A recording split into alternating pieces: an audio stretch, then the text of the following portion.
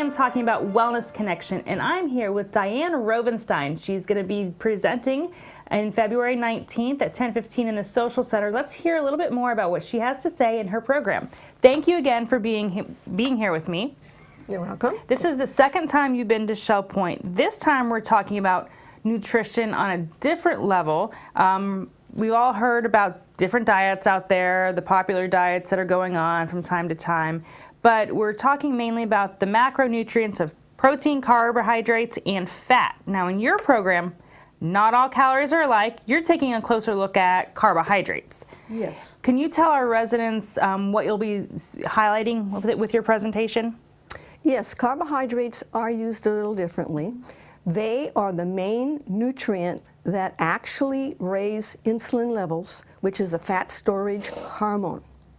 So therefore, the more carbohydrate, the higher the insulin levels, the easier for fat storage to take place. So carbohydrates have a lot to do with weight loss and weight maintenance, whereas protein is used mainly for building and repairing, and fat is a source of energy. Sure. So therefore, there were studies done on carbohydrate to see if it was just calories that determined weight loss and maintenance, or was it how many carbohydrates one was eating versus calories alone. That's what we're going to look closely at. Okay, now we don't want to talk about all carbs are bad. We know that there are some great carbohydrates out there and then some not so great. Talk to us about simple carbohydrates and complex. Which ones should we really be steering towards? Well, a carbohydrate, if it's simple, it means that it is got glucose units that are strung together quite simply, not real complex. A complex carb is no more than a very, very complicated array of glucose units that are strung together in all directions, and they take longer to break down, which stabilizes the blood sugar, okay? And our processed carbs that we're eating so much of today they just raise insulin levels out of the roof. Okay. So in layman's terms, the simple carbohydrates are like your candy bars, your cookies, your packaged crackers, and things like that. Plus your white rice, your white bread, your white pasta. Exactly. Because they've been processed. They've been processed, and they're white because they've been stripped of fiber and many of the trace minerals. Okay, so we want to kind of avoid those carbohydrates, and the complex carbohydrates are the better ones for you. You mentioned they stabilize insulin, meaning they keep you fuller longer, correct? Yes, they take longer to process.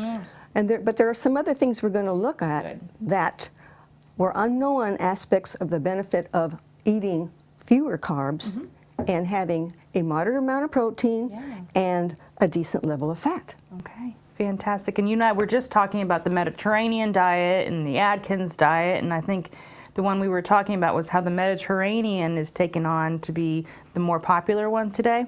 Yes, it is. The Mediterranean diet really can be adapted to any culture because it's basically a very healthy diet which emphasizes plant foods, and a lot of the protein coming from plant foods.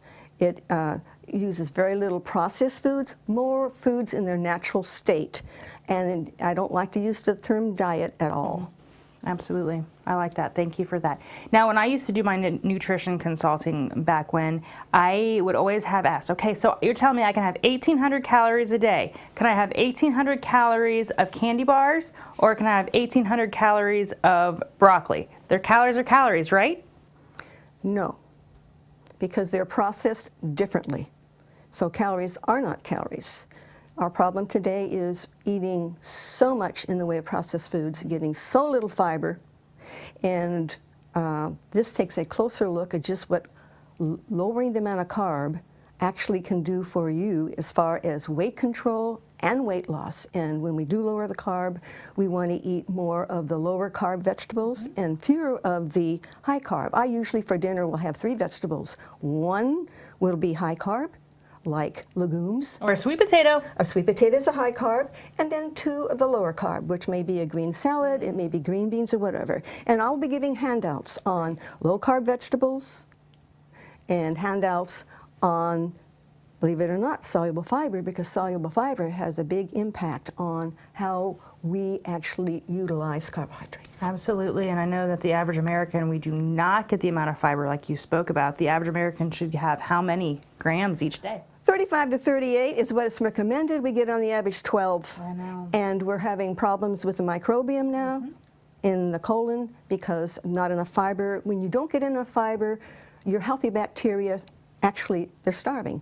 You're not feeding them anything. Yeah, and we had a program like that at the end of January who we talked about the digestive tract and healthy GI and the microbiome. So this is going to only add to our knowledge, but it's key that I want to say that we're not saying that we should go no carb. Oh, no, absolutely not. We're just talking about the healthier carbs and how to lower the unhealthy carbs in your day. That's right.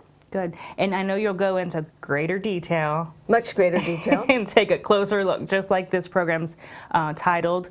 So thank you for being here and shedding some light on your nutrition program for our Wellness Connection. If you're interested in learning more about calories and carbohydrates, please sign up at the concierge desk for February 19th. It's 10:15 in the Social Center. She always does a great presentation. And again, she'll have some handouts. You are sure to walk away with more knowledge about our nutrition. So thank you so much, Shell Point. Hope to see you there. Stay well.